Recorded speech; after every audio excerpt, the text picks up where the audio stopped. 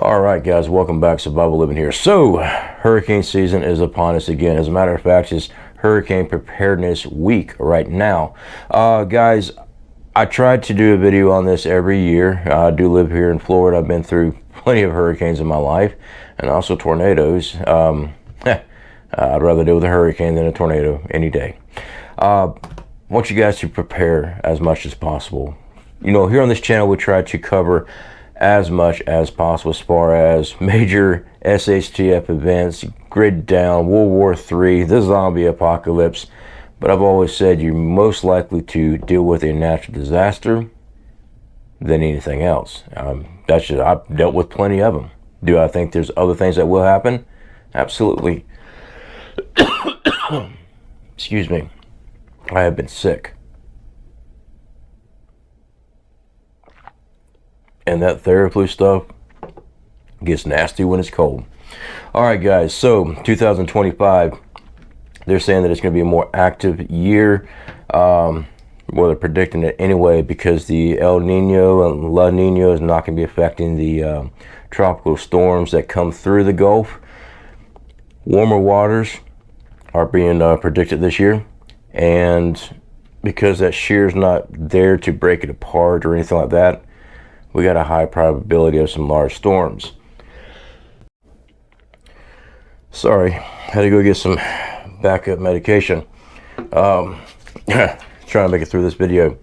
So, currently forecasted, looks like we're going to have 17 named storms being predicted this year. 9 are going to be hurricanes, 4 major hurricanes, that's category 3 and higher. So with this, guys, I'm going to go over some basic things. We do get a lot of new people here on the channel. If you are new, make sure you subscribe, hit that like button for me. With this, we're going to go over a brief list.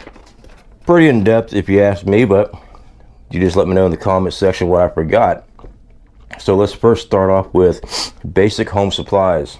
So if you are staying put, there's some things you need to do. All right, most Floridians, we don't have nowhere else to go. All right, so we're here. OSB board and plywood that we can cover up your windows. While you have the time, go ahead and measure it all out. Go ahead and run you a dry drill. A dry drill is just go ahead and get it all set up so you know it's going to fit. You're already ready to rock and roll when the storms do come. You set it up there, run your screws in. So make sure you have the hardware you need. I prefer screws. They're easy to take back out than pounding nails into the side of the house. Additional tarps due to roof damage and also water collection too. Tarps work really well. So Harbor Freight's got some great deals. Buy them wherever you want to. Walmart, Harbor Freight, wherever. They got some very large ones, decently priced. Go and get you a couple of those. Mainly roof damage alone, but like I said, you can also do water collection too after the storm has passed or prior to, just depends on the wind. Okay, you know, saying you want the tarp being blown through the whole neighborhood. Trash bags, that's for debris and stuff like that later on, and also for what you can be accumulating in the house because services will not be running. And we had Hurricane Michael through this area here. Things were down for a while. Now I wrote down fans and window AC units. That is if you have alternative power, and I'm a big supporter of having alternative power. Our solar grid, we can run a window unit, AC window unit, also a generator. Your gasoline generator can do the exact same thing. Solar generators, large enough solar generator, yeah, you can, but having a way of moving air, just a floor fan alone, makes a world of difference. We had a hurricane not too long ago, power out everywhere. Being able to just turn on a floor fan just to move air through the house was a lifesaver. It was amazing.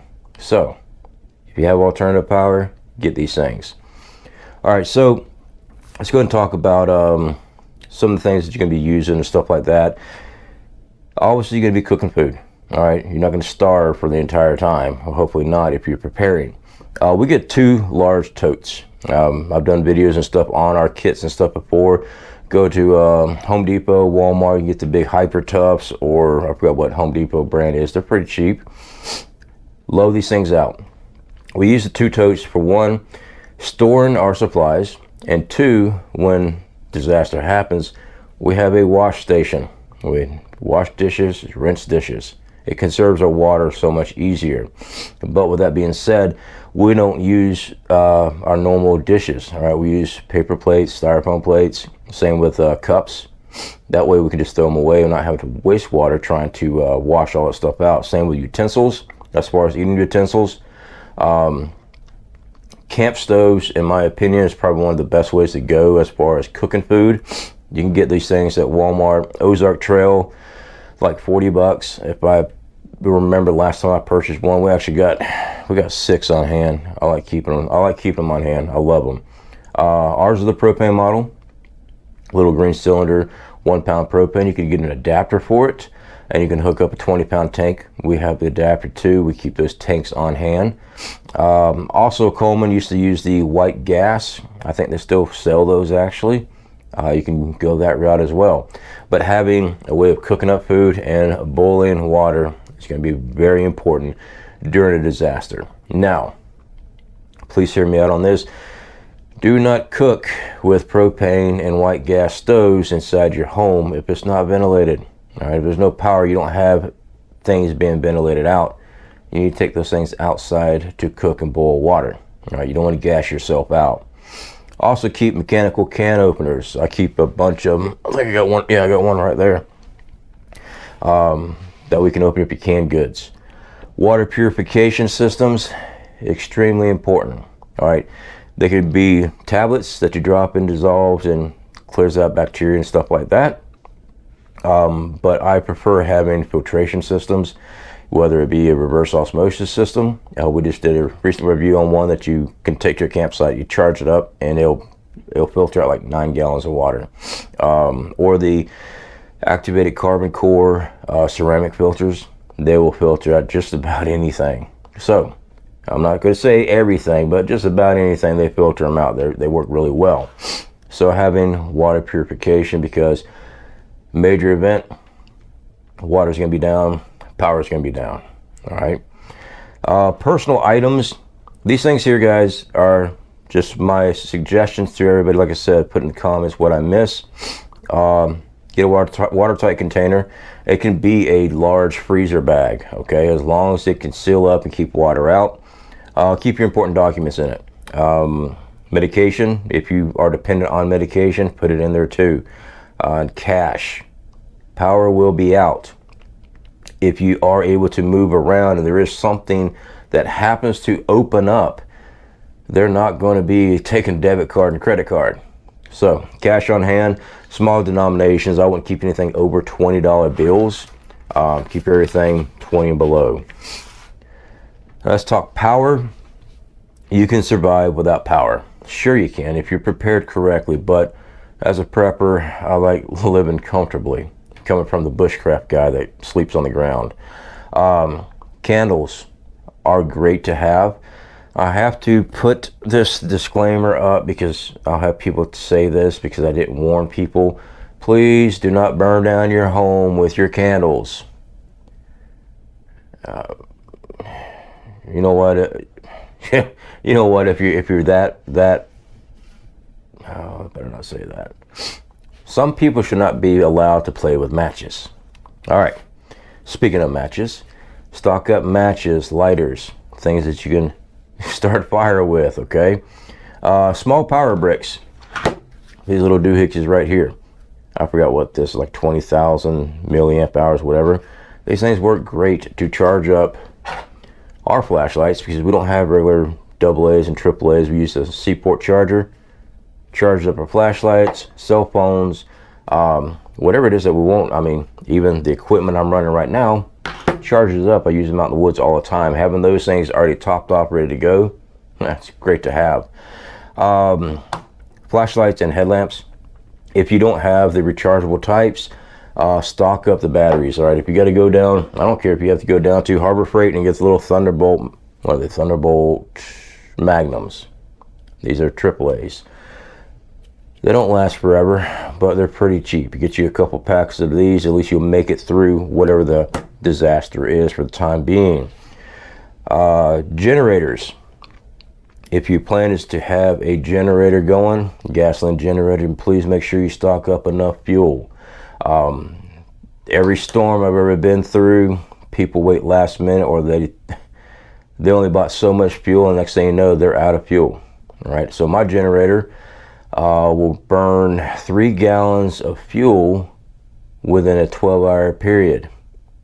Yeah, that's me running non-stop, and that's at half load. So it's something you need to be looking at. If you don't know how much fuel your generator uses, you need to go ahead and practice and play with it a little bit, and make sure you stock up enough to last you several days. Because if it's a major hurricane event, it's going to be a while before help gets to you.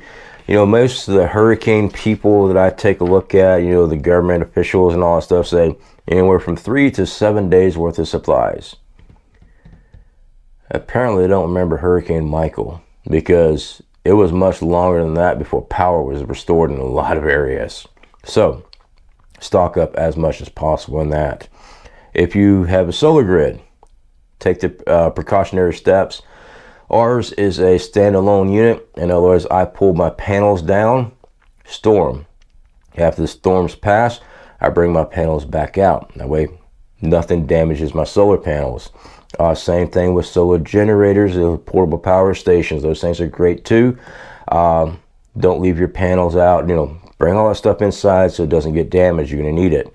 Also, wind up battery operated radios. That we can hear emergency services, any type of announcement bulletins, stuff like that. You know what's going on in your area. And we like to keep two-way walkie-talkies. That way, if I have to go to a situation like water collection, I know where all my water sources are around my house. Okay. After Hurricane Michael, we had people. There were some people that didn't make it. They had heart attacks and strokes carrying water from retention ponds and ditches back to their houses using 5-gallon buckets. It'd be nice to have a radio on you to call out and say, hey, I'm down. You know, people didn't know what happened to them. They found them. So I like having those things on hand. Those things can be charged up with our battery system or solar grid. These things right here, they charge them right up. Food, water. You need to have that stuff on hand. Again, government says 3 days to 7 days worth supply. I say get more. Okay, everything from snacks, vices, medication, yeah, cough drops, noodles, quick, easy noodles, ramen noodles work great. You boil up some water, you're good to go. Canned food, yeah, most canned food you can eat right out of your right out of the can. It's already cooked, it's just not warm. Dry goods, rice, beans, stuff like that, pastas. Absolutely. You can cook with these things as long as you have the means to. Camp stoves, stuff like that, you have a means to. Powdered milk. That's where I see more and more people every time a storm comes that run for eggs, bread, milk. None of them have a generator though. So I don't know what they're going to be doing here in about 2 to 3 days when the refrigerator, which doesn't have power going to it, goes bad. Everything inside of it. Shelf-stable food, guys. Unless you have alternative power. If you got generators and stuff like that, you're going to be running your deep freezers and stuff like that, which we have, but we still stock up the basics. Anything can happen. You just want to go shelf-stable stuff on this, all right? They say minimum 1 gallon of drinking water per person per day. Now, a gallon of drinking water per person per day is enough to keep your body alive in extreme heat. Yeah, absolutely. I do a lot of outdoor survival videos. I'm out there in the bush in the middle of summer here in Florida, and I drink anywhere from 3 to 5 gallons of water a day. That's how hot it is. That's how much I sweat. The humidity is a killer out here.